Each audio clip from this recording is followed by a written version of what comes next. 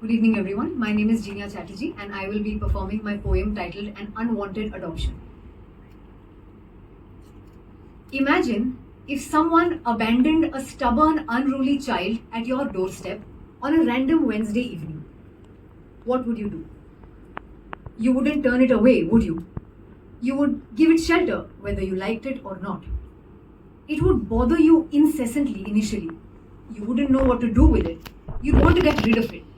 But you wouldn't be able to. I mean, you can't just rid yourself of a child abandoned at your doorstep now, can you? Why am I asking you this? Well, it's because someone abandoned a stubborn, unruly child at my doorstep on a random Wednesday evening 2 years ago. It was pouring that night. Nothing really felt right. I had no choice but to take it in. This child doesn't really know what to do or where to go, but keeps running around regardless. It wants what it wants, and no amount of reasoning, scolding, or cajoling can get it to stay put. It starts throwing tantrums out of nowhere, and before you know it, you start feeling like ripping off all the hair of your own head. There are tear stains on your entire face and a nose full of avoidable snot. This child is unbelievable. You cannot tame it. No matter how hard you try, you will break and you will have to cry because there is no other way out. Now, you must be thinking, who is this child and what kind of a wild story is this? Well, let me clarify. This stubborn, unruly child who ended up at my doorstep on a random Wednesday evening is grief.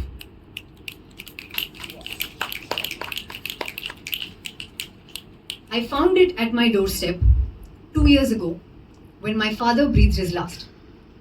I can never get past the excruciating pain I had felt in the exact moment the news was conveyed to me. I had opened my door that night to find grief at my doorstep. And like I said, I had no choice but to take it in. They say grief is love that has no place to go. And that is the worst part. What do you do with all that love? Where do you keep it? I have no answers. I don't know what to do. I have no clue how long this child called grief intends to stay with me. A month? A year? 3 years? 10 years? Maybe it will never leave. Maybe I will have to continue to grieve. Sometimes more, sometimes less. There are days when this child called grief likes to curl up beside me just before I sleep.